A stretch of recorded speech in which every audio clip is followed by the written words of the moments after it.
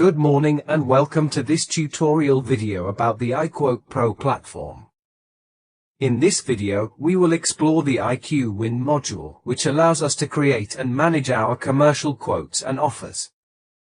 What we see here is the main screen of the program, which, once started, immediately presents us with this interface. We will analyze it to understand how it is structured. Essentially, there are three sections. The first and main section is this top part, where we find a row-by-row list of all our quotes, with some details shown in the preview. These details can be managed by selecting the offer in the lower part of the screen, which is the second part of the interface, where we can manage a series of information called Offer Details. The third section of the interface is this part we see at the top, which contains a series of buttons that allow us to perform specific operations. As we can see, some buttons are active while others are hidden. The reason for this is that this bar is dynamic, meaning it appears as we see it here in all areas of the program, and the buttons dynamically activate or deactivate depending on the section of the program we are in. So, the software automatically activates and deactivates the commands that can be used in a specific section of the software. The offers list section, or the first section, is divided into columns and resembles the structure of the Excel program. The functionality of the columns can be considered similar to what is done in Excel. So, all these columns are resizable, meaning I can adjust the width of the columns, for example, adapting them to the content, and I can also move the columns from one position to another based on the order I prefer. I can also customize the view of the columns. For example, if I wanted to remove a column, I could simply drag it out of the workspace to display others. I could right-click to activate this menu, go to the Select Columns option, and choose the fields I want to see. I can either check the field, which will then appear on my screen, or I can drag it directly into the position I prefer. These columns also offer the possibility to activate filters that appear for each column when hovering the mouse over them. As we can see, next to the column name, a small funnel icon appears, allowing us to set filters. For instance, in this column related to the date of the offer's update or modification, I can filter, by clicking on the funnel, all my offers that were modified on October 6, 2023. We can see that of the 253 offers from October, 152 were made on the 5th, 100 on the 6th, and 1 on the 10th. If we want to filter all the offers from the 6th, the software will show us these 100 offers, which we can scroll through. This filter I activated remains at the bottom, allowing me to disable it at any time and return to viewing all the offers, not just those from October 6th, or re-enable it to once again see the filtered view based on my selection. Now, let's remove the filter we created. By using the Clear Filter button, we can delete it, and with the Reload Grid button, we can reload the initial screen of the program at any time. I can also sort the columns, so I can choose the order in which I want to display the list of offers. In my example, we see an arrow on the code field, which means I'm viewing the list of offers based on the offer code in descending order, as indicated by the downward pointing arrow. By clicking on the column, I can change the order, switching it to ascending. Alternatively, I can choose to sort by modification date, and here as well, I can click to view it in ascending order, so the most recent offers will be at the bottom and the oldest at the top, or vice versa. By clicking again, the arrow changes, and the most recent offers will appear at the top. This column view can be saved, so I can save my layout and have it available when I reopen the program. It is also saved in my user profile in the database, so if I switch computers, for example, I can retrieve the settings I chose.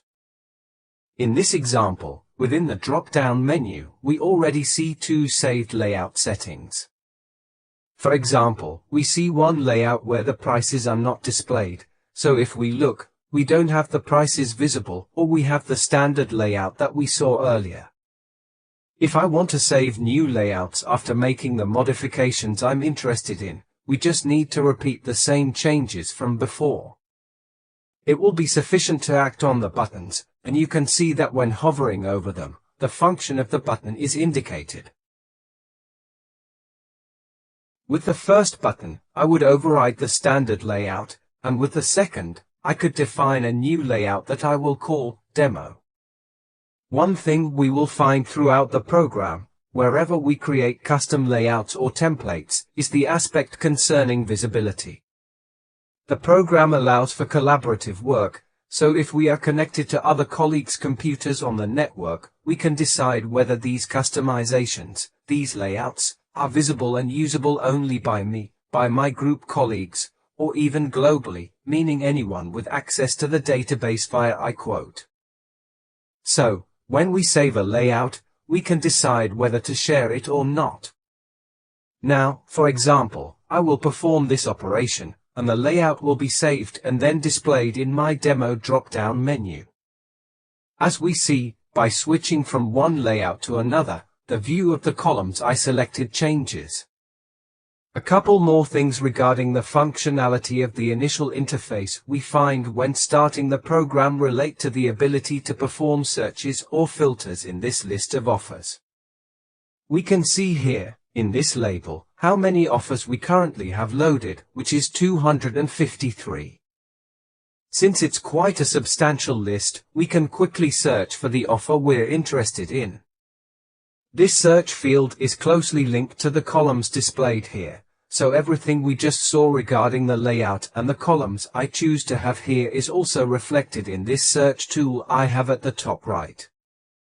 For example, if I type part of an offer code, the program will highlight the characters I entered in the search and will also clearly filter the list of loaded offers, displaying only those that I am looking for. Let's clear the search to return to the initial screen by deleting our selection. We also have the option to perform an advanced search. By using this button with the funnel icon, I can create conditions to perform a conditional search within the list of offers. For example, I can add a condition stating that I'm interested in. As you can see, all the fields I can search through in my list of offers are proposed here. So I will search for all offers from the client. Here it is, the company name of the client that starts with, let's leave the condition as starts with Apis. In addition to this, I want to add a second condition, so for all offers that start in the client name field with Apis, I will also look for those that contain, meaning in the lines section, for example, those that have the article code. I will insert the code of an article and execute this search. Now the program will show me only the offers from Apis Consulting that contain the article I specified in the search. To clear this search filter again, I will go to the appropriate button, and the complete list of my offers will be reloaded. Now that we have familiarized ourselves with the program's interface, let's see how to start working with it to create offers. The first button we have at the top left allows us to create a new empty offer. By clicking it, a new row will appear in our grid, presenting our new offer. Let's immediately mention the code field because the software allows you to customize the first part of the code field while locking this part of the code, which consists of 2 characters that relate to the current year, so 2024, followed by a progressive 5-digit number. We can prepend a prefix, and for each prefix, there will be a counter that starts from 1 for each year and progresses, then resets at the beginning of the following year. Let's now enter the main details of the offer, starting by giving a name to what will be our offer. Below, we find a series of settings that I can select or not. The language is mandatory because it allows me to assign a language to the libraries that I will use within the offer. In this installation, the default language for texts is English, which is why I already find the English language upon creating the offer. I could change the default language so that a new offer is created in a different language, but I can also change it at the time of creation for this single offer. Moreover, I can change it during the processing of the offer itself. There are also various other fields and items that are all optional, so I can include them or not in the offer. I can enter them now during creation, but I can also add them at a later time. Let's include a few as examples, and the last part concerns this section of commercial data where we have the configuration of the unit of measurement, the VAT value, the number of decimal places, and the rounding of the economic value. Here too, there are predefined values, set in this way, but they can be changed, just like the language, both as default values and as values for this single offer. Next, we have the Client tab, where we can select the client by entering the database, which we will see how to create later. Here I have the entire list of my clients. I will search for one, Apis Consulting, and all the clients' data will appear. If I still haven't created my client database, I can freely fill in the client fields.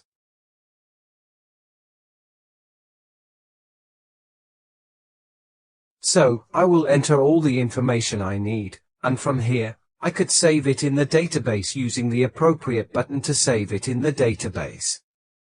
Then, returning to the client database, I would now find the second client I just created, so I can choose the client by accessing an existing database, and I can also create a client record at the time of creating the offer. In the Client tab, I can enter the data that will appear in the printed offer, such as the subject of the offer. We can then insert the opening and closing texts, which function in the same way. In this video, let's create an opening text. We'll enter the section that allows us to input text. This interface is very similar to Windows WordPad. Here, we can freely enter text using all the available tools. We can insert text boxes, which we can move within the layout, and images. We have prepared a text to save time, so I'll paste it into this window. Below, we can insert an image, a logo that we have uploaded. Here it is. Just like in Word, we can move it freely within our layout. Let's place it here and save this opening text. An preview appears, and at this moment, we have created and saved it only in the current offer. However, if we want to save the text in the program for use in other offers, we can use the Save button, giving it a name that identifies this opening text and deciding whether to make it private or not. The private flag serves the same function we saw when we saved layouts earlier. As I explained before, in all parts of the program where we find these flags for saving templates, we can decide whether to share these templates with our colleagues or to keep them private for our own use. Once saved, we receive a confirmation message, and if we check by clicking on the folder icon, we will see our saved demonstration text, which we can modify later or select for inclusion in our text. The next section concerns price lists. In this area, we define which brands and price lists we want to use within this offer. By clicking the plus button, we create an empty row. First, we go to the first cell for the brand, and a drop-down menu will open where we will have all the brands installed in our database, allowing me to scroll or perform a free search. I choose the brand, and as a second step, I select a price list to work with. It can be a selling price list, so we select the price list that has been enabled, or it can also be a cost price list if we have one. Of course, the brand for the offer can be one or more than one. For example, we can also add an additional brand with its selling price list, and we can decide to apply markups or discounts to the various price lists we are selecting from the outset, or we can do this later during the offer processing. The Sales Conditions tab contains a series of optional fields. I can select them from a list that I have preloaded, and there is a system list that is already provided with all installations of the program, which you are currently seeing. This list can be modified for each installation, for each database, via a dedicated panel. I can select options from the drop-down menu, but nothing prevents me from freely writing my own text.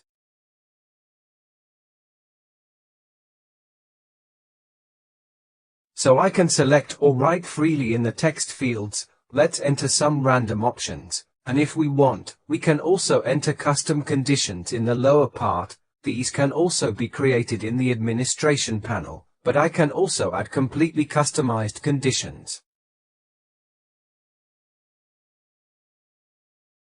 We then have the section for additional costs. If I want to include additional costs, we also have a drop-down menu with preloaded items, but I can also freely enter text in this case. Here, I will enter a cost price and a selling price for this additional cost, and for now, we'll stop here with the offer details. I want to point out that when we started modifying the offer data, a red bar appeared below. This red bar indicates that there are changes in progress for the offer, and these changes have not yet been saved. In the top bar, the dynamic bar we saw at the beginning has indeed activated the Save button dynamically because the program recognizes that there are unsaved changes. So, I can cancel the saving of changes with the Cancel button, or I can save the offer. Once saved, the bottom bar returns to blue, and the Save button at the top becomes unselectable again because there are no longer pending changes. Now we have created an offer from scratch, entering all these details. To speed up the creation of future offers and avoid having to enter all the details each time, we can save this offer as a template, just like another one we created. I will take this offer and, by right-clicking, I will choose to save this offer as a template, giving it a name and deciding whether this template will be private, meaning only we can use and modify it, or whether it can also be shared with colleagues or with our work group. I will save the template. Once saved, I can go to the Offers Template section to view the recently saved template. I will also find all my templates, as I might have more than one, and I can modify this template. I can do this now that I just saved it, but I can also make changes at any time in the future. In this case, for example, I will remove the name because each offer will have its own name. The same applies to the client.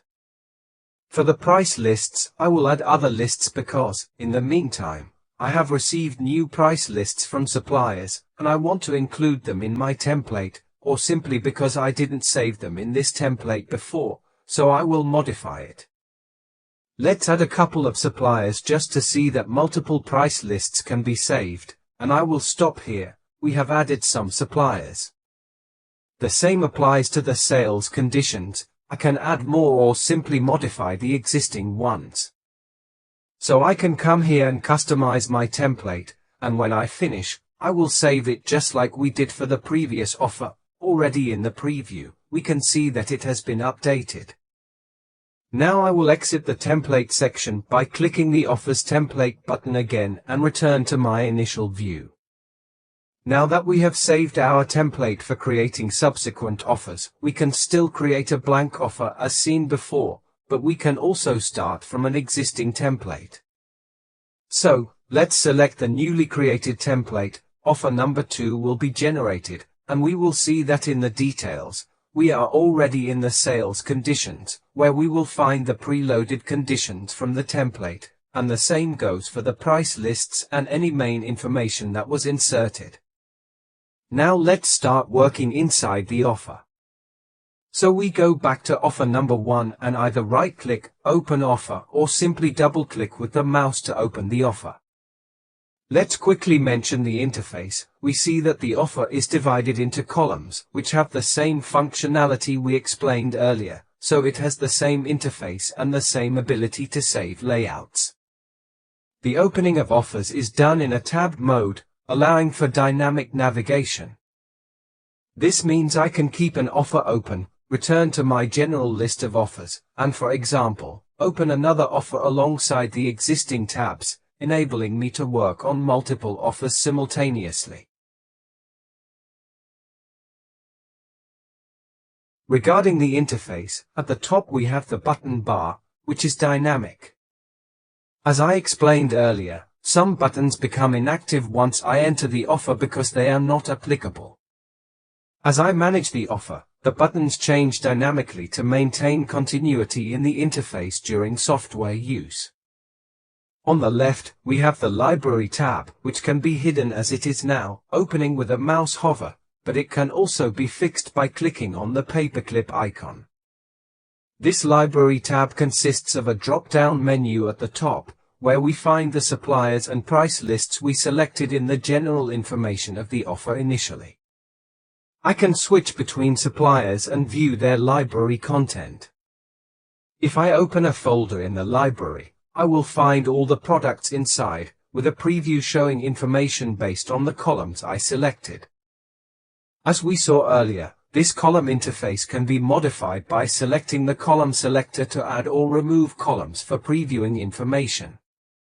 Hovering over the items will show the photo provided for the product and its description. By selecting an item, I can view all details related to this product at the bottom, including descriptions, codes, dimensions, and if there are power ratings. In this case, we have a gas rating indicated.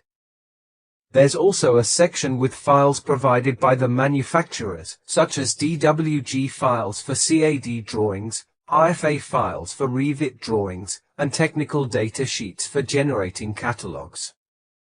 We can preview the technical data sheet by clicking the button that opens the PDF file containing the technical data for the equipment. In the pricing section, we see the price data entered by the supplier. If it's not present, we can still enter it. We also have the option to modify the quantity of this item. In the Accessories tab, we find accessories that are pre-assigned by the supplier.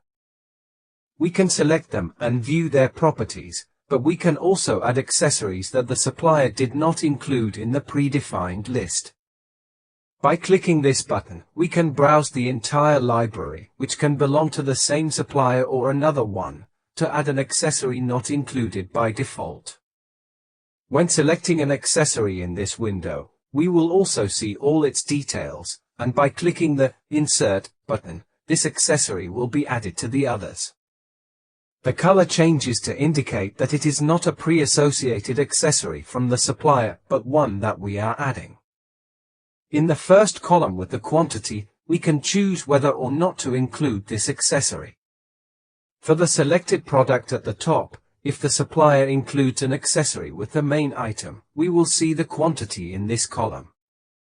Thus, in the Included Quantity column, we find the accessories that the supplier includes with the main equipment.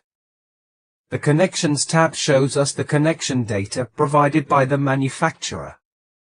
In this case, we have a drain connection with certain properties, a gas connection with specific properties, and a cold water connection with its properties. Now, let's see how to insert these products into an offer. For example, we can take this neutral item and already want to add accessories. As we saw in the Accessories tab, I will enter the quantity in the Quantity column. To insert the product, I can drag it from here into the work area. I move in the work area, release the mouse button, and the item, in this case with 2 accessories, will be inserted into my offer grid. Again, as we have seen, we have a series of previewable information based on the columns I have chosen in this interface.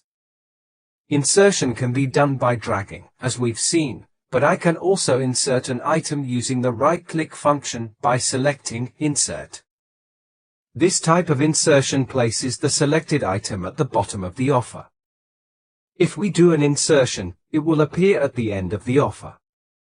In contrast, with the dragging method we saw earlier, we can insert an item in a preferred position within the offer.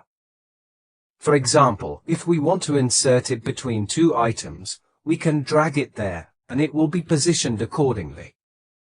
To search for items, in addition to manual searching within the folders, we can also use this search field. This search field allows us to enter characters. It's not necessary to specify the exact code or model. We can enter part of a code or part of a model, and the software will look for all items that contain that string. For example, if we input 3 characters, the software will suggest all items that include this substring in the search field. Once we find the item we're interested in, we proceed with its insertion into the offer. To perform another search or return to the library view, we can clear the search field with this button. It empties the search field and will return to the main library.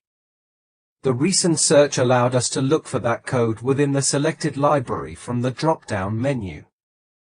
However, if I want to search for a specific item not just within this library but across all libraries I've selected for the offer, I can activate a button for multi-brand search. This is an optional choice because, clearly, if I have many brands within this offer, searching across all brands will take longer than searching within a single brand, so by default, it is set to search only within the single brand for quicker results. If I want to extend the search to all brands present in the offer, I can do so. Similarly, the search by description is optional. If I want to search within product descriptions, the reason is the same as for the multi-brand search. Since descriptions can be lengthy, the search may slow down. If I want to search using the description feature, I can activate it with this button. Now, let's activate both and search for the description table. The program will search all descriptions, both short and long, from all suppliers in the offer for the word table. We see that we've found the table from 2 different suppliers, and once we locate the table we want, we can insert it into the offer. Here, as we've seen in the library, there's a column that allows us to view the product's technical data. We also have the PDF with technical data readily available for preview. Let's clear the search field again and see what other ways we can insert items into the offer.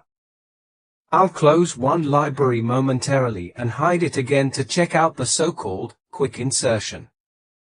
Quick insertion is done from this row. We choose the supplier from which to pull the item and enter the complete code of the item we want to insert, meaning we type out the full product code. We can also decide to change the quantity and where to insert it. The first 3 buttons refer to the currently selected row in the offer, so my row is this pasta cooker. I can insert it before or after this item, or inside it, making it an accessory to this item. Alternatively, I can place it at the end, which would position it at the bottom of the offer. Let's insert it after our pasta cooker. Now my worktop is inserted, and let's do another insertion. This time, we want to insert it as an accessory to the selected item. So, I'll select my worktop and insert this other item, which is a base, as an accessory. Similarly, if we input another code and change the quantity, we can insert it before or after this accessory.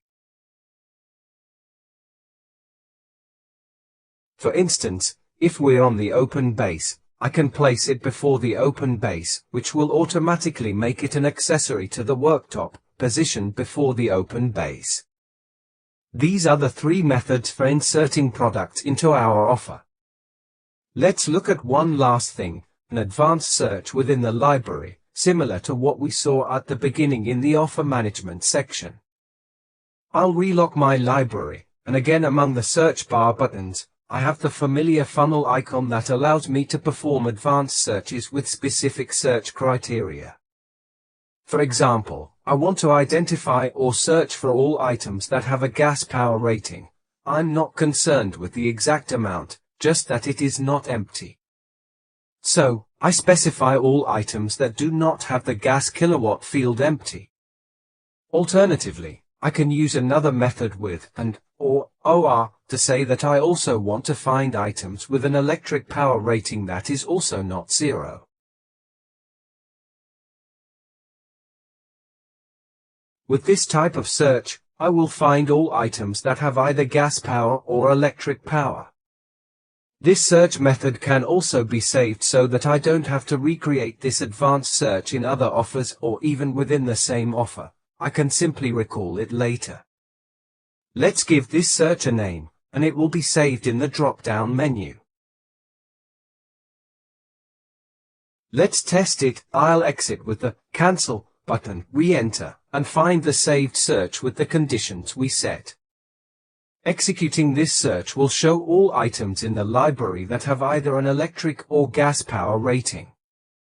From here, I can easily insert items into a free space or at the end of the offer. If I want to insert an item that is not present in the supplier libraries, I'll use a specific command. I'll close the library now, and through the buttons in the top bar, we'll see the item insertion function. The menu we saw earlier opens, allowing us to insert before, after, or as an accessory to the highlighted row in the offer, or we can place it at the end. I'm going to insert a new item at the end. We see that the inserted item is completely blank because it's an item I need to customize. To enter the data, let's take a look at the item editing screen. To access this screen, I can either right-click and open the details or simply double-click on the row, and the details window for this item will appear. Since it's an empty item, all data fields need to be filled in, allowing us to create our item as we see fit by entering only the data we're interested in, the code, descriptions, supplier, etc. We can also enter prices for this item, such as the list price, and we can add dimensions and any other relevant fields.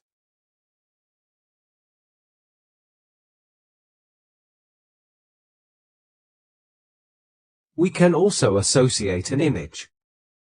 We can either take a photo or browse our computer to find any image to associate with this item. Once we finish creating the item, as we saw earlier, a red bar appears at the bottom, and the Save button is active because there are unsaved changes. So, let's save the item. Since we've introduced this detail window for item rows, we can also see how this window is dynamic in terms of the interface. I can keep it open and go back to my offer grid to select another item. In this window, I'll see the properties of the highlighted item, and I can make changes as needed. The same modifications, such as details and changes to articles, can be made within this window. Alternatively, like with the library, I have a collapsible palette, which in this case is located on the right. You can see that I can either keep it hidden or locked, allowing me to select articles and view their properties on the right, where I can also make modifications. Let's take our custom article as an example. I can add a long description and then, with the Save button at the top, I will save the changes to this article. The custom article is highlighted in green. If we enable the Status column, we can see why it's a different color.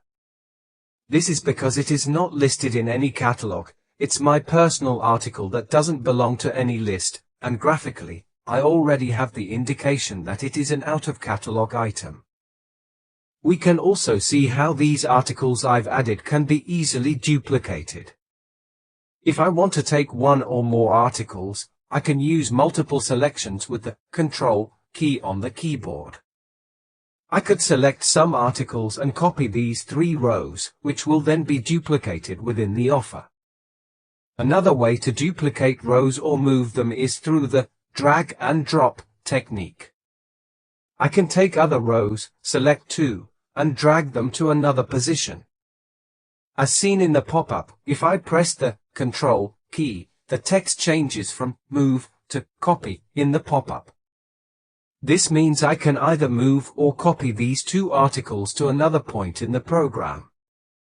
By holding the Control key, I'm copying, and when I release the mouse button, I have options for moving within the offer, allowing me to copy articles from one position to another. In addition to articles, in the insertion section, we can also add text notes. Again, we'll use the same menu to decide where to insert it. In this case, I'll place it before the selected row. Similar to the previous custom article, an empty row is created that I can personalize. I double-click and a modification screen opens where, since it's a note, I have only 2 description fields. I'll enter my note, which will also be visible when printing the offer. And then save it. Just like the notes and custom articles, I can also insert areas in the same way. From the menu, I'll select at the bottom because I don't have other existing areas, and automatically the program hides these entries and will position a new area, in this case, at the top of the offer. As we saw earlier, double-clicking allows me to modify the row. For areas, I have a list of names provided with the program. This list can be modified or supplemented with additional entries. Let's take a cooking area as an example and save it. Now it will be inserted at the top as the cooking area. Currently, the area is still empty. We can tell because if we look at the total for the area, it corresponds to 0. To insert articles into the area, I need to drag them inside. For example, if I want to insert them all, I click on the first article, hold down the Shift key, and go to the last one, just like in Windows selections, and then drag my entire selection. You can see above this row that everything will become part of the cooking area. Once the articles are inserted, we can see that the corresponding total column has been updated and is no longer 0.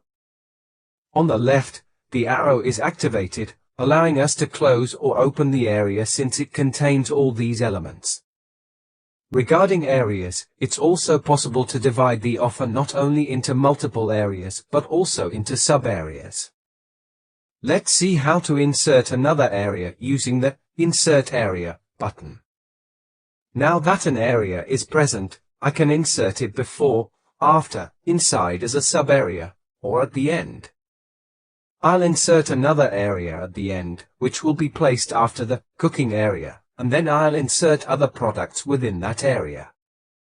I can drag existing articles inside, as we've seen before, but to reiterate, I can also directly insert articles from the library into one area or another.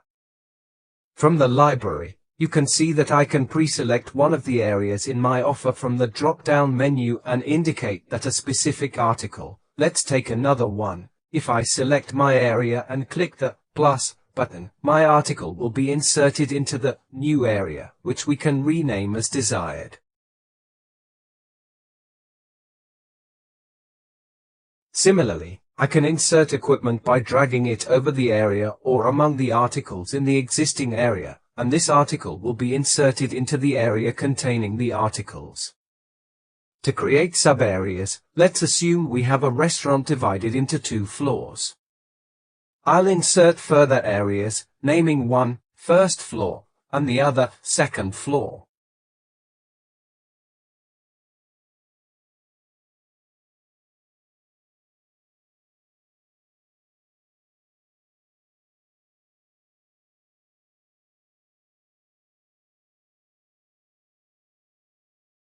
Within these 2 floors, I'll insert a refrigeration area on the first floor and my cooking area on the second floor, so each floor has 1 or more zones. Regarding numbering, we have the option to assign numbers to the articles. This can be done manually, one by one, but since it's labor-intensive, the offer can be ordered according to the order displayed in the grid using the Renumber Positions button. I can choose to automatically number the areas, deciding to do so, and whether the numbering should be continuous, meaning progressive, or if I want to prepend the area ID to the continuous numbering, or if I want to restart the numbering in each area, also prepending the area ID. In this case, we'll leave it continuous, and we'll do the same for the numbering of articles and accessories. Clicking OK, the program warns that any existing numbering will be overwritten, and we'll see that the program numbers the areas and then the articles progressively and automatically. I can change the assigned numbering by returning to the number of positions and, for example, stating that at the beginning of each area, the position will restart from number 1. So in the cooking area, it will start from 1, and the same goes for the refrigeration area, which will also restart from position number 1. If I want to change the position number, I can do this by moving the articles. For example, if my table is in position 10 and I want to move it to position 1, I select it and drag it to the top. The program will automatically renumber all positions according to the order in my offer grid. The same applies to the areas. Just as we saw for the articles, areas can also be copied. If I copy an area, all its contents will be copied as well. If I select this area and drag it while pressing the Control key into second floor, we'll see that the refrigeration area will be duplicated with the same articles inside the second floor. The area is an independent entity, so I can manage the area and modify what I need. Thus, I'll have created my second area within the second floor. Continuing with the topic of copied rows, let's explore the Join Rows function, which allows us to check for identical items across different areas of the offer. After scanning, the program opens a window indicating that the 400mm worktop is present in the cooking area at position 2 and position 10. You'll notice they have the same quantity, code, and model. The same applies to the 2-burner gas stove, which is also found in the cooking area at positions 3 and 9. What can I do? Since the items are identical, I can choose to offer them in the same position by increasing the quantity to 2 in this case. I can do this for a single item or for all the items found. Let's confirm and see what happens. Taking positions 2 and 10, we have the worktop at position 2 and the worktop at position 10. Below, we will see that the worktop at position 10 will be eliminated, and the quantity of the item at position 2 will be increased from 1 to 2. Let's check. By accepting this row merge, we see that the quantity of the worktop has increased to 2, as has the quantity of the 2-burner stove, and there's no longer a worktop in position 10. Instead, our personal item from position 11 is now shown. There's also the reverse operation. If I wanted to take the 2-burner stove, which we just merged to a quantity of 2, I could split it and have 2 separate items reappear in the offer, with 1 unit each. As we saw at the beginning regarding managing the main interface of the offer list, I can decide and save my layout. The columns I currently have displayed can be rearranged, or I can turn columns on or off, saving them in a layout that I can then recall in other installations. In this example, we see that I have some saved layouts. Right now, we're viewing the commercial layout, and switching to a technical layout, you can see the columns I saved, allowing me to view the technical information immediately. Now, let's return to the commercial layout and take a closer look at editing articles. For example, let's double-click on the first item to see what specific modifications can be made. The first option is to modify the descriptions. These descriptions are provided in the library by the supplier, but can also be edited. If I remove part of the description here, I can do the same with the long description. You'll see that 2 buttons on the right become active, allowing me to save this additional description. So, if it's an item I use in my offers with a different description, I can save it as an alternative description permanently. By clicking the Save button, the alternative descriptions will be saved. The Adjacent button allows me to return to the original supplier description. This lets me choose which description to use in this offer and in other offers where I use the supplier library. If we retrieve that item we modified, you'll see that selecting it shows a button indicating that there are alternative descriptions available, the one I just saved, which I can substitute even before insertion. By clicking, the modified description is loaded, and I can also cancel it or revert to the original description.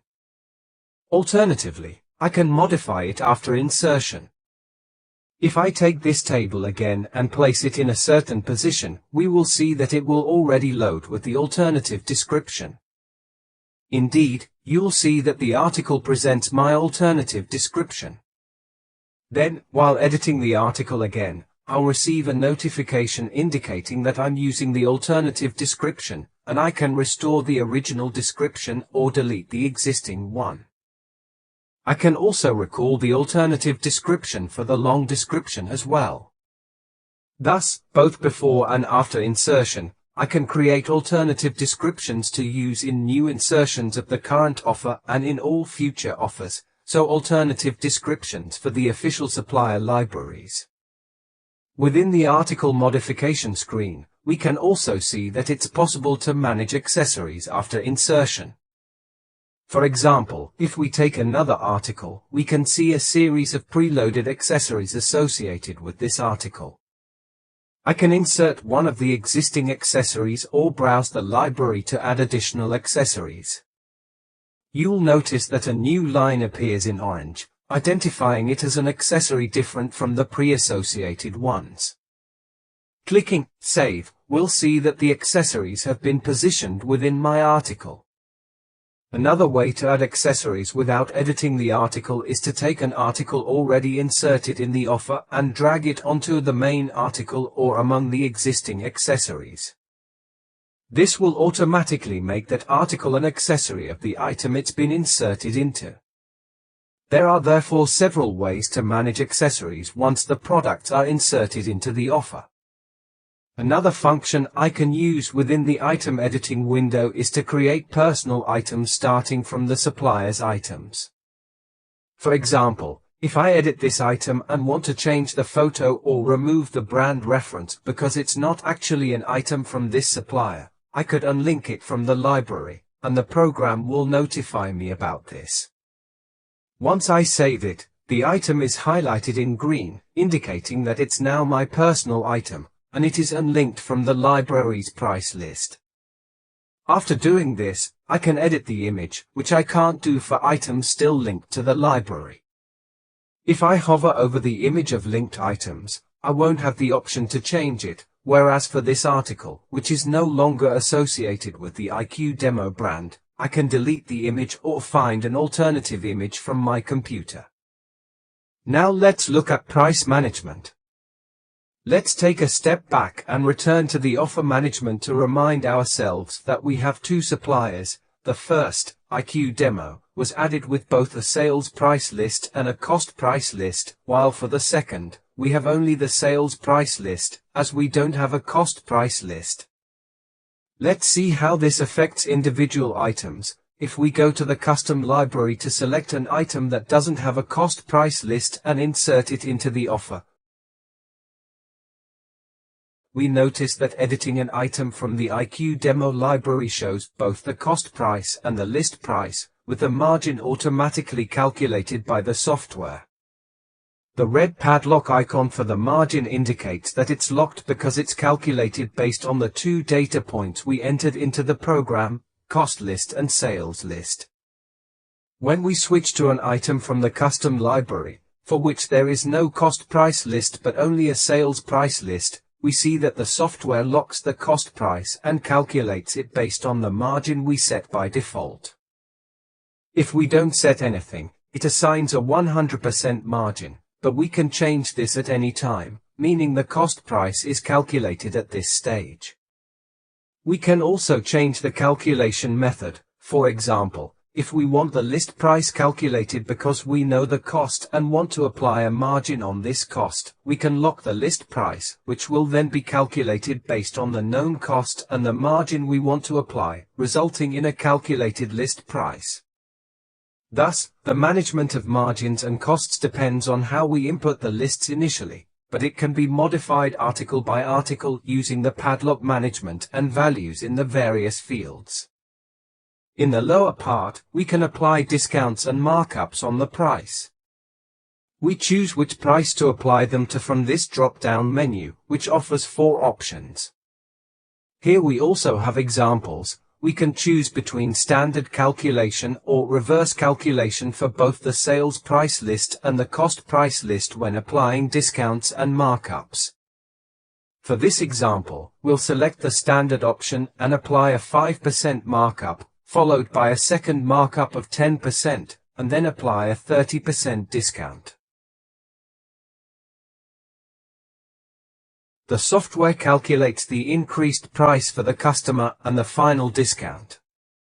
This will then be shown as a non-editable field for the calculated discount, indicating the actual discount the recipient of the offer will receive, considering the markup applied to the list price. Finally, I could also enter a rounding adjustment that will reflect on the unit selling price. For instance, by entering a rounding amount of 28.53, I would have a final unit price of $1,500, upon which the software calculates the sales margin as a percentage and in whole value, as well as the total, including any potential accessories. In this section, I have the freedom to manage all aspects of markups and discounts, with various calculation options and previews of the actual prices that the offer recipient will have. This is one way to manage discounts for a single item. Now, let's see how to apply discounts or markups to multiple items at the same time. We'll use a palette we've seen before, so let's pull it up. As we've observed in other parts of the program, this palette is dynamic. If I want to apply a discount to all items in the refrigeration area, I can use the multi-selection option we discussed earlier, either by holding the Control key or the Shift key. The palette will dynamically display the operations I can perform on the selected items in the offer.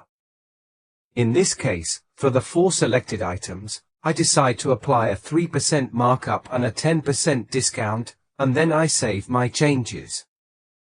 From the preview, we can see that these 4 items have been updated with the new markup and discount, clearly affecting the final unit selling price. Items can also be categorized in different types, which will influence price calculations. Let's focus on the selected item again. On the right palette, there's a section dedicated to item types. For example, I can mark the item as a special item if I've changed its dimensions and note this for my supplier in the order notes.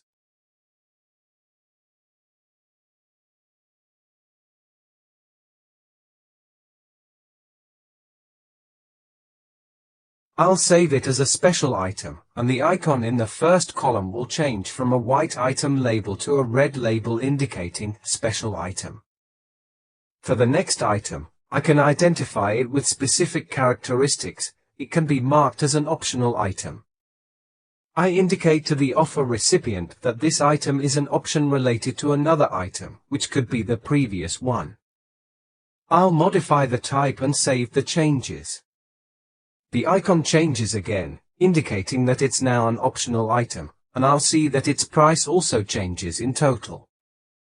Therefore, the offer recipient will see the price for this item, but it won't be included in the total offer since it's optional, leaving the recipient to decide whether to purchase it or not. The same principle applies to alternative items.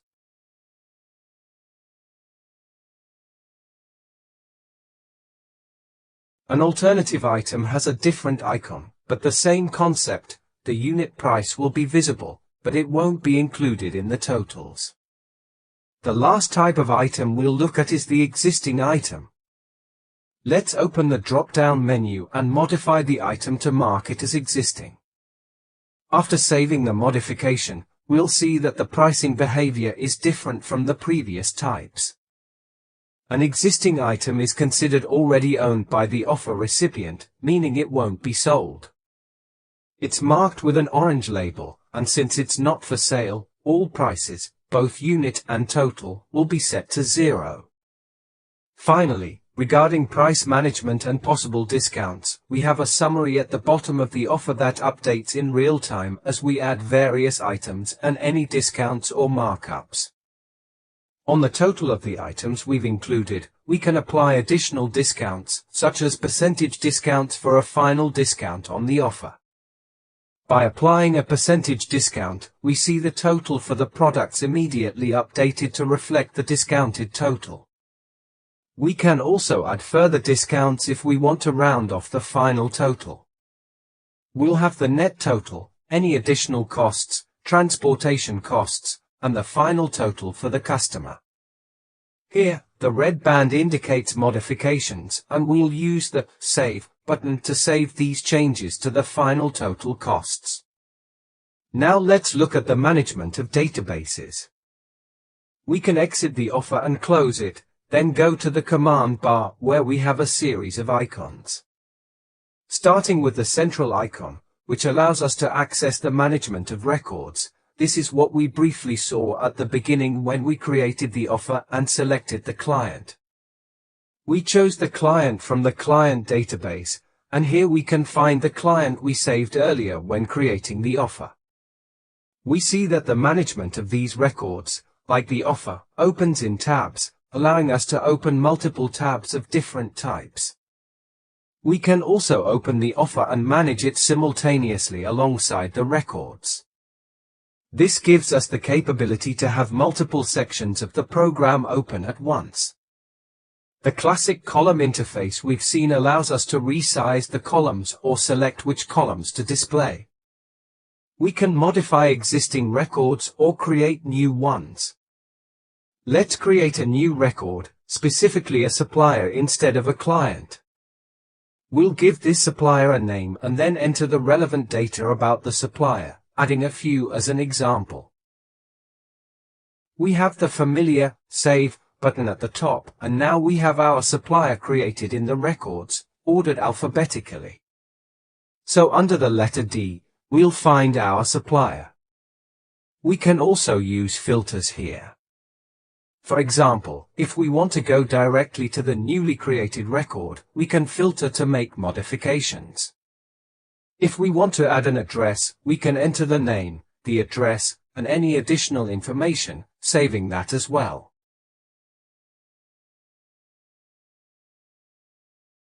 As we saw with the address entry, we can also add additional addresses, contact information, or banking details.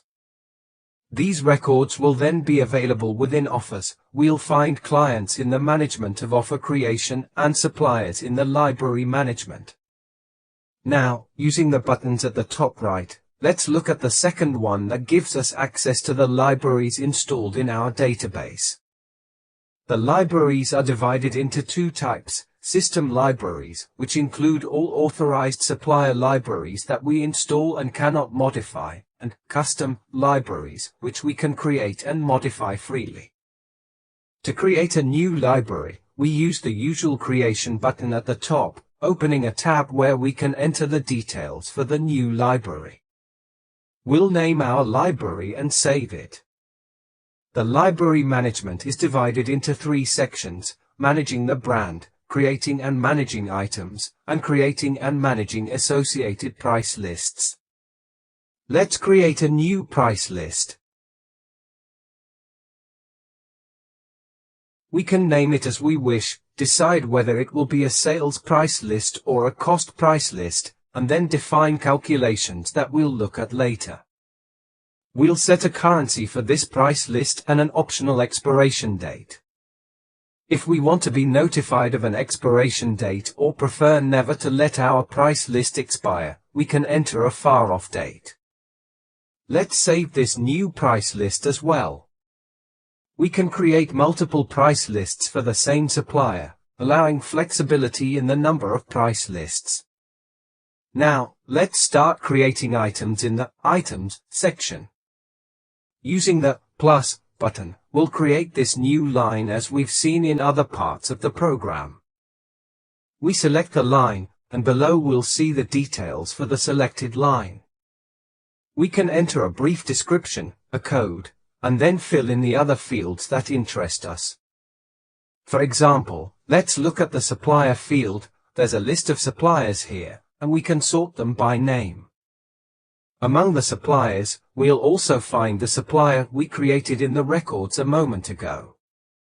So, let's go to the letter D, and here's our supplier, demo supplier, that we created earlier. We have all the optional details we can insert regarding these items, such as dimensions and potential specifications. As we saw earlier when creating a personal item in the offer, we can define an image by uploading it from our computer, and we can also include additional files like CAD drawings, Revit drawings, and technical data sheets. Next, we'll enter a list price.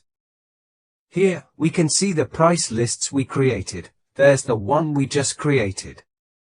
I can enter a price here, or I could set it to 0 if I want to decide on the price later when entering it into my offers.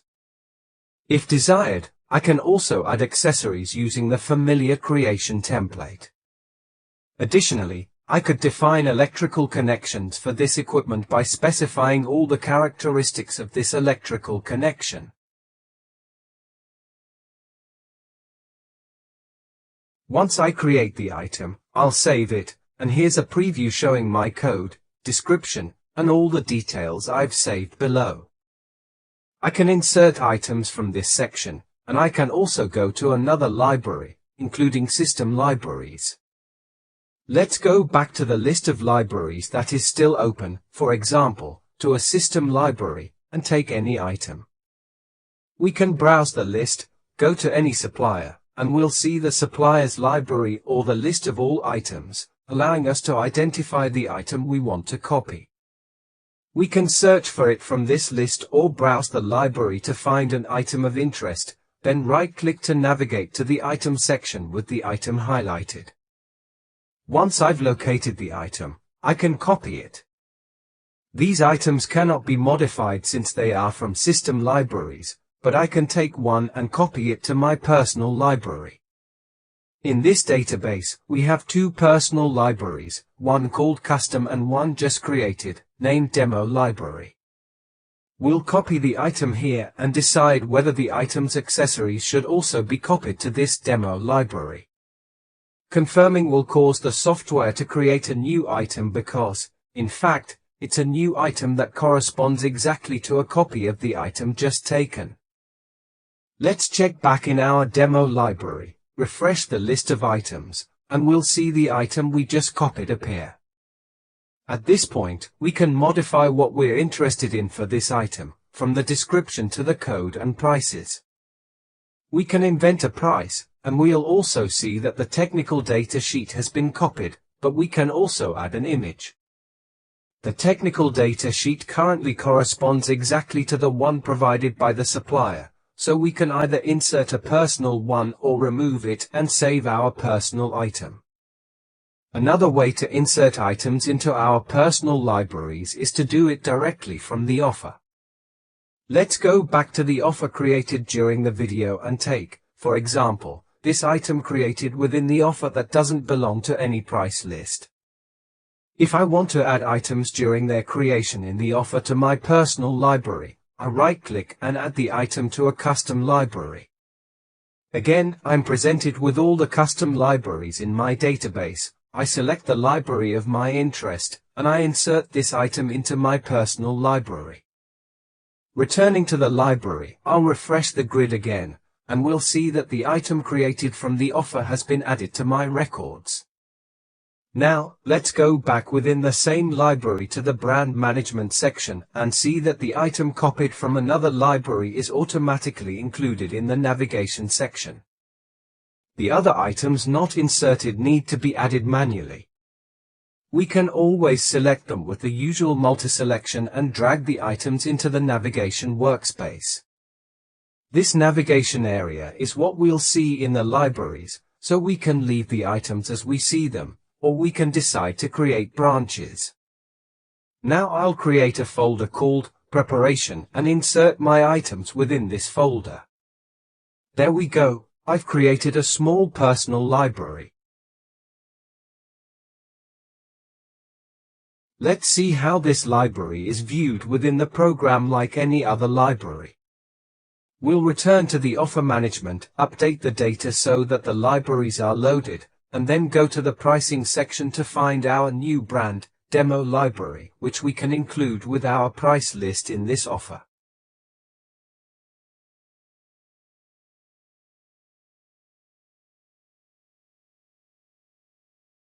Now, going back to the open offer, we can see that in addition to the two libraries we had before, our demo library is now there. It will contain our preparation folder, and inside it, we'll find the 3 items we added to our personal library. From now on, the process will be the same as what we saw for adding items to the offer. Here's our item inserted from the personal library, and we see that unlike the previously created item, it no longer has the out-of-price list identifier because it has been saved in a personal library. Still regarding library management, let's see how it's possible to create an additional price list for a supplier library. Suppose, for example, that a supplier has notified us of an 8% increase in their price list, but it hasn't yet been distributed on the iQuote platform. We can select the supplier, and here we have a text search field for convenience. We'll find our supplier and double-click to open their library. This system library cannot be modified, but we can create additional price lists for this supplier. Here, we can decide whether to change the name or leave the default name proposed by the program, and we specify whether this will be a selling price list or a cost price list. Let's say, for example, that we want to calculate an 8% increase compared to the selling price list, which is what the supplier communicated to us. We enter this formula editor, where we have various operations and operators available, similar to what you would do in Excel. For our example, we will select the column for the current price list, double-click to insert it into the formula editor, and increase the current list price by 8%, as the supplier informed us. We can also extend the validity date and then save this new price list. Once saved, we can see how to use it in the offer. So, we return to Offer Management, load the grid to update the data for the created price list. Let's take the offer created in the video and replace the selling price list with the one we just created, which has been increased by 8%. After selecting the price list, we save it, and the program will compare the data in the offer with the data being saved in the header information. In the field for the list price, the software recognizes an update. The previous price has been crossed out, reflecting the increase we set. We see not only the price difference but also other modifications we made previously. Specifically, we worked on the discounts and surcharges for these 3 items. The program points out that within the offer, there are discounts and surcharges, but in the saving process, we see that the price lists do not have any discounts or surcharges. Thus, the software notes these differences and highlights them, asking what we want to do. We can either update all this information or leave it as is.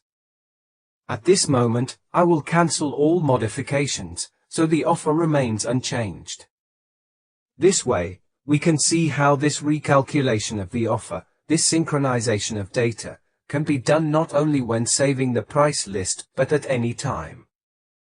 If I have doubts about whether my offer is synchronized, I can use this synchronization button, which performs the operation we just saw. A comparison is made between the offer data and the source data, allowing me to decide what to save and what not to save. Right now, I'm interested in the list price, so I leave the list price column checked, confirm, and here's my offer with an 8% increase. The total has also changed. Regarding synchronization, we can see, returning to the list of offers, that if I apply a markup level 2 of 10% and a discount of 25% at the pricing level for the entire IQ demo price list of this offer, and then save, the software will perform the same recalculation we saw earlier. It will check line by line if the discounts and markups correspond to those indicated by the supplier at the offer level. In this case, I decide to accept the modification. From this screen, I confirm, and the software will recalculate all prices, increasing them by 10% and discounting 25% from all products included in the IQ demo supplier. Clearly, Once the markups and discounts are entered in that section, they will also automatically apply to any new item entries. We see this in any article in the pricing section. Here we find the 10% markup already set in the markup number 2 field and the 25% discount in discount number 2. To conclude the topic related to prices, let's look at currency management. Many suppliers might provide the price list in a currency different from the one we use. Within the offer, we can also set a default currency so that when creating a new offer, it uses my country's currency. I can still select the currency. The exchange rate previously set is shown below but can be modified as needed. When saving this change, the software will recalculate the updated values with the currency conversion. By confirming, it will update my offer in the selected currency. Having completed our offer, let's print it. We can print directly from the offer management screen using the print menu, or we can open the offer and click the same print button. Printing the offer takes us to the preview environment where we can see a preview of the offer. In the default template, we see the date in the top right corner, the customer name, the subject set in the customer tab, and any introductory text we created in the customer tab, which appears on the first page. As we scroll through, we find all the other pages with sales conditions and the various sections containing their products, all showing their characteristics and data. At the end of each section, we will see totals for the items, especially for those with accessories. So we have a total for the section, and we also have the overall section total marked as area total. At the very bottom, we find a summary that includes a total for the technical aspects, like weights, volumes, and electrical and gas power, and totals for the areas, along with an economic summary that lists all additional costs and the final VAT. In this print preview, we can customize the header and footer and toggle other settings. In this section, we can decide to edit the page header. Clicking the button opens an editor similar to the one we saw earlier, where we can freely write text or insert images or text boxes. Let's start by inserting a logo. We'll upload an image, adjust the logo to our liking, and we can move it as needed. We save this header. If we want to see a preview, we have the Apply button at the bottom, and we can see the preview of our header. Similarly, we can proceed with creating a footer, entering the footer editing environment to add text with our company details and saving the footer as well. Again, clicking the Apply button gives us a preview of our footer. Regarding the graphic aspect, we can choose from the customization options presented in this area. They are grouped in sections to facilitate the selection of parts to modify. For example, we can decide what to display on the first page, such as whether to show customer data. We can toggle them on or off and choose where to position them, whether on the right or left, and whether to include the date, header, or footer on the first page. Obviously, we also have the opening and closing text, so we can choose what to display. For example, if we don't want the header and footer on the first page, we select Apply, and we will see that the first page has no header or footer, but we will have them on the following pages. Similarly, if we expand the Item Properties section, we can see what we can modify. For all these properties visible in the printout, we can decide what to show or hide, such as whether or not to display the brand and all related information.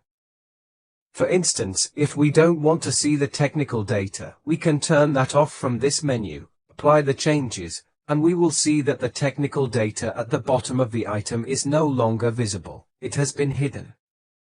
This applies to every section. For example, I can look at the layout section where I can change the color of the lines. Let's choose a different color just for some modification. We'll select this color. We can change the font and other settings, and we can also decide whether to have page breaks after the sections and after the total positions. Let's turn off these page breaks, for example, and I can also decide what to hide or show in the pricing section. For example, I want to hide the customer-specific discount.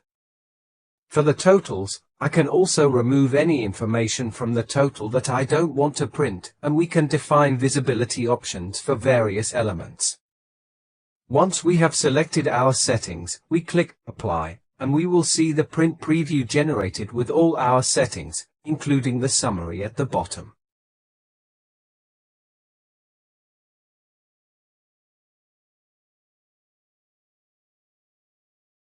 If we want to save these settings, we can create a template by saving these same settings. This is done from this section at the top, so with the New button, I will define that this setup I just created will be my template. I can choose to mark it as private or not, deciding whether to keep it private just for myself or share it with my colleagues on the network, and then I save the template. This template will be saved in the drop-down menu at the top, and I can use it here or in other offers, which we will see later. At this point, I can decide to print the offer on my printer, which will open the print dialog box.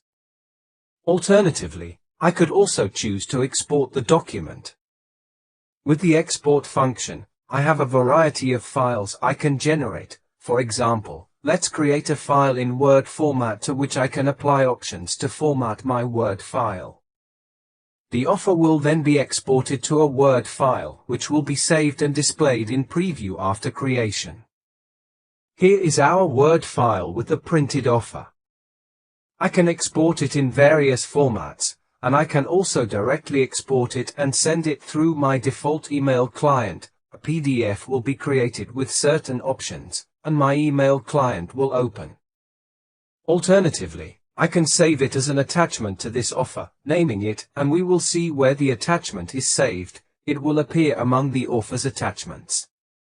I decide whether I want to close the print preview window once the creation process is complete, and I proceed to create my attachment. Where does the attachment go? If I return to the offer management, select my offer, refresh the view, and go to the attachment section, I will find the offer here with the name I assigned. To the right, there is also a preview, and I can double-click to open the offer in my PDF viewer. Here is my printed offer in PDF format with all my equipment. Another output option is the catalog printout, which I can also access from the print menu. I can view the catalog preview, which is an assembly of all the technical sheets of the products included in the offer, complete with an index. Again, the preview screen is similar to the one we saw earlier in the offer, with a set of settings I can apply, although they are fewer than for the offer itself. I can apply the given settings with the Apply command. The catalog, indeed, consists of an index that I can hide among the options, followed by all the technical sheets compiled into a single printout. With the Technical Sheets button, I can make modifications. I can check which items do not have technical sheets, such as this one, and I can right-click to insert a technical sheet saved on my computer. Likewise, I can modify the technical sheet just for the current offer, choosing a different technical sheet for this item that I will retrieve from my computer. In this case, we will leave everything as is, so I'll disable the technical sheets where they are missing so that nothing is generated. Similarly to the offer printing, I can save all my settings in a template. So with the New button, as we saw before, I can name it and save the template in my database. Now, without saving one, let's call up an existing template where the logo is loaded, the index is removed, and we will see this immediately by applying it. The first page will have the logo, followed directly by the technical sheets without any index included. So here, too, I have the option to use templates. I can then save the printout as a PDF file, choosing where to save it on my computer. I can print it on a printer, or I can save it as we did earlier as an attachment to the offer in iQuote. In this case, I haven't closed the preview window, so I'll close it manually. After a moment, the catalog will also be attached to my offer. The last type of output for printing is the sales analysis printout. In this printout, as you can see, we have a familiar preview interface with a menu on the left to customize the options and potentially save templates to be used in future prints. It provides an economic summary showing detailed data for this supplier, including costs, list prices, discounts, markups, unit sale prices, quantities, totals, and margins.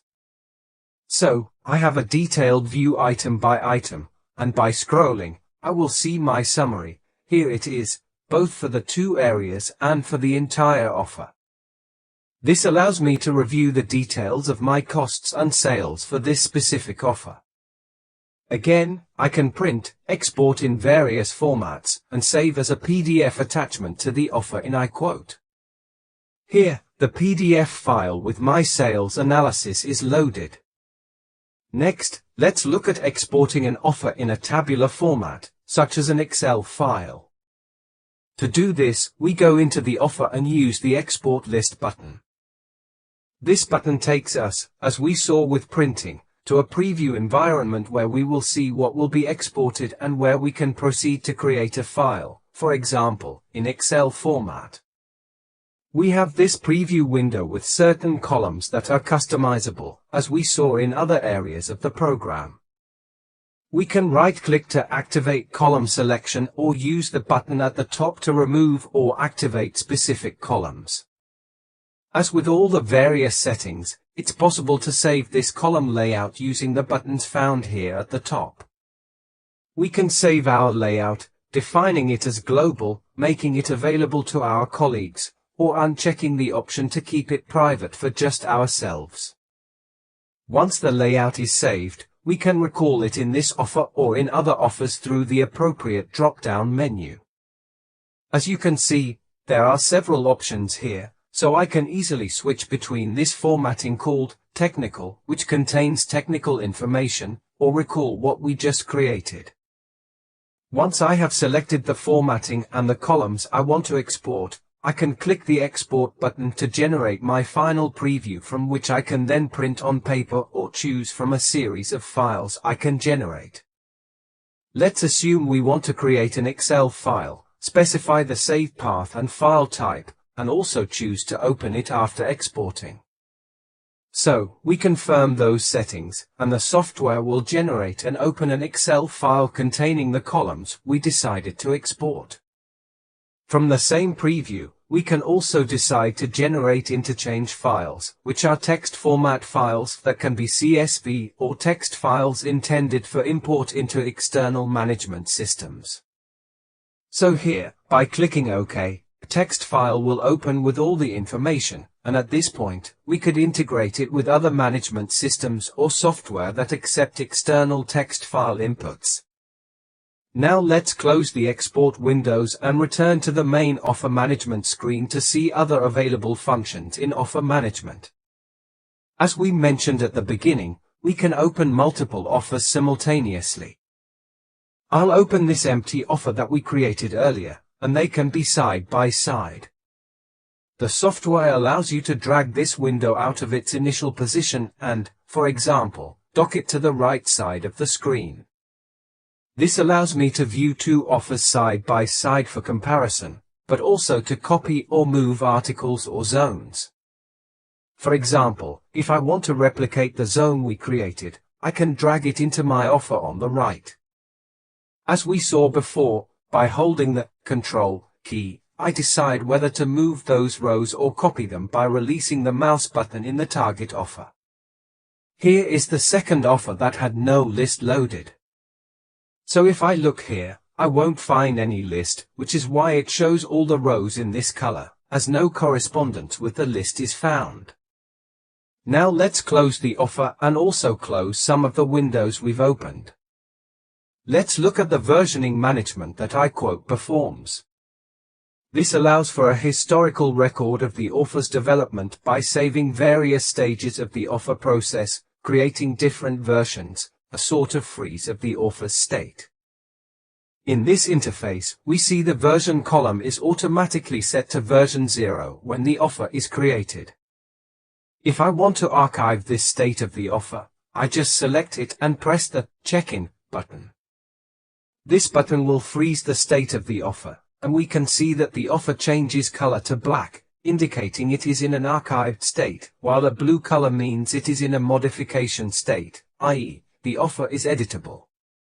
If we open the archived offer, we can see that it is in read-only mode, so I cannot make changes. In this state, the insertion of the library is blocked, and if I try to drag an article, I'm prevented from doing so. The same happens if I try to edit an article. I can't type in the article fields. If I want to modify the offer again, I use the opposite button, the Checkout. The offer is extracted and put back into modification mode, and the color will return to blue because I have taken ownership of this offer for editing. We will see that the version field changes from 0 to 1. So, version number 0 is currently frozen and archived, while the version that will be created, version number 1, will be the one I can modify. I open it with a double click and, for example, I decide to delete a zone that I no longer need, the laundry area. This will delete all the articles within it, and I will close it. Once closed, I will perform the archiving operation again to save these modifications. The offer returns to check-in status, and I can consult the history. By right-clicking, I can see what changes were made to this offer, enabling the view of all versions. We can see that I have my versions with different totals because I deleted a zone. I can also open older versions. If I double-click to reopen version 0, I can review the archived offer and find the laundry area at the bottom. For example, I can also print it or perform export operations. At any time, I can recover an old version. So, if I want to revert to version 0 and modify it, I select the offer I'm interested in, click the Make Current button, and the software retrieves my version 0, transforming it into version number 2, which will again include my laundry area.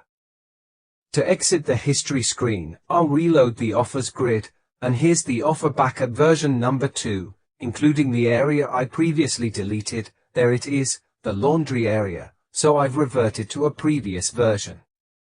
In addition to allowing archiving and version management of the offer, the check-in and check-out operations also enable sharing offers with colleagues who are working on the network. We've simulated this. Now I'll reload the grid to see that a colleague is currently modifying offer number 2, which is displayed in gray because it's in use by another colleague who is creating a new version, version number 1. I will only be able to modify this offer when my colleague performs the archiving operation again. When offers are archived, they are available for modification to all users in my workgroup. When offers are in blue, they can be modified only by the user who checked them out, while they appear gray to all other users. If I enable the checkout column using the column selector, I can see that these offers are in use by my user administration user, while this one is in use by another user named base user. When the user, base user, checks in the offer again, I will have it available too, and vice versa for the offers I currently have checked out. Additionally, when an offer is in the check-in state, I can perform operations that I cannot do while modifying it or when it's in checkout. These operations include offer revision. At this moment, we have revision number 0, the very first one. When the offer is in check-in, I can revise it by clicking Revise. The program warns me that a new revision will be created, and confirming this will indeed create an additional version of the offer, which will now be version 3. This revision will also appear in the history of archived offers, thus adding to the history of the current offer. To exit, as we saw earlier, I'll reload the offers grid, and we will see only the latest version, which is revision number 1. Another operation I can perform when the offer is in Checkin is to duplicate it. So, again from the right-click menu, I can choose to duplicate the offer, starting from the last version, number 3. A new offer will be created with a new code and a new sequence number. Here it is at the top, which will have revision 0 and version 0, reflecting the latest state of the offer I duplicated, and from here I can check it out and modify it. These operations are not possible on offers that are in checkout. For example, if I right-click on an offer in checkout, I cannot duplicate or revise it. Conversely, an offer I'm modifying can be deleted without any problem by selecting it and clicking the delete button at the top. So, for example, I can delete this offer. When an offer is archived and frozen, we see that the delete button is also disabled. This serves as a sort of security state to prevent accidental deletion.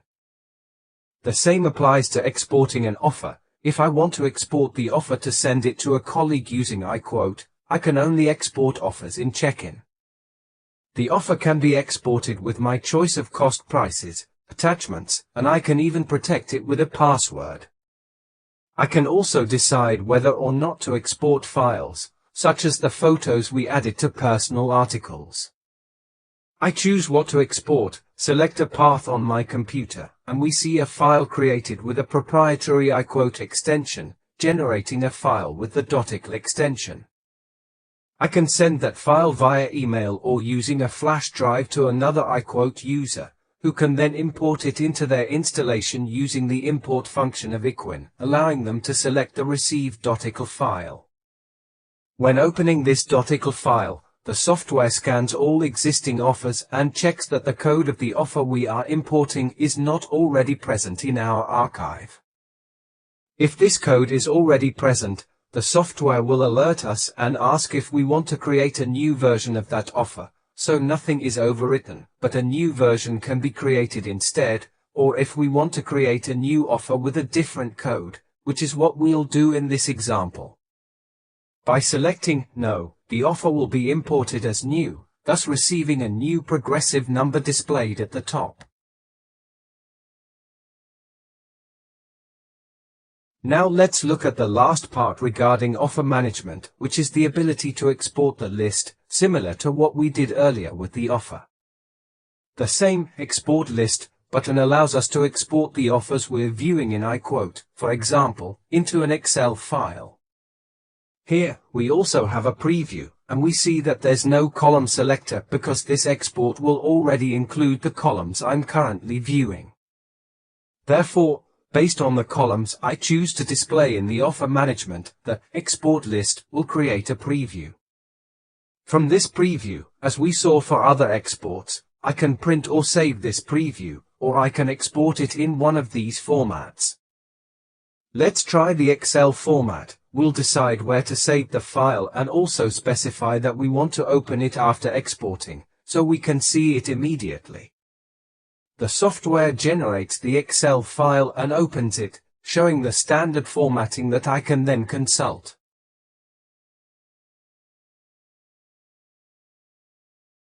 Now, let's see the final part related to offer management that is no longer on the iQuoteWin client but is an additional functionality allowing access to our database and our offers via a web interface. This means that any device connected to our network or to the computer or server where the database is installed can access this interface via a link. The device could be a tablet, a smartphone, or another computer. It's not necessary for the iQuote client to be open, nor is it required to have a license installed on that device. Access to this web client is in read-only mode, so I can't modify the offers, but I can still view and print them using the print templates I created in iQuoteWin. The interface here is customizable, so I can, for example, sort my list of offers in descending order by code, and through this button, I can decide which columns I want to display in this preview. If I'm not interested in seeing the expiration date, I can remove it, and if I want to see the destination country of the offer, I can personalize the interface. Like in the rest of the program we've seen, I can also save the layout for later use in the drop-down menu. I'll save it with a name and also decide whether to share it with my colleagues or not. The layout will be immediately identified in the drop-down menu, allowing me to view the offers in their general list. I can also expand the information by clicking the More button to see all the details set in iQuoteWin, including general information, price lists, sales conditions, and attachments.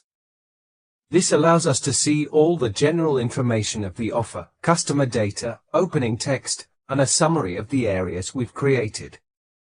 Any attachments can also be downloaded and opened, so I can download the PDF of the print by clicking the Download button. Our browser allows us to download the file and view it.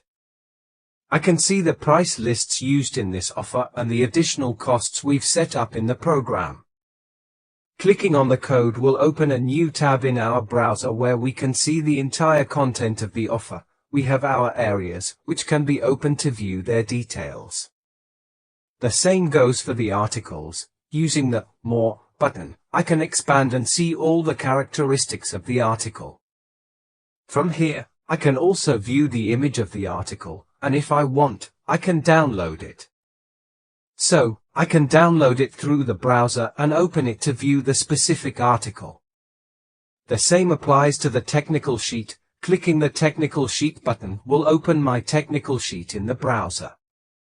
Going back, we can navigate through the pages or increase the view to see all the lines on a single page. We notice that the icons are the same as those seen in the client, meaning that special, alternative, optional, and existing articles retain the same status we observed in the program. From here, I can also print the offer, so with the Print command, the template selection window opens, where we can find the templates created during the video, allowing us to generate the offer printout. Our browser processes the printout, and the offer is opened in all its 18 pages, which we can then browse through until we reach the last page.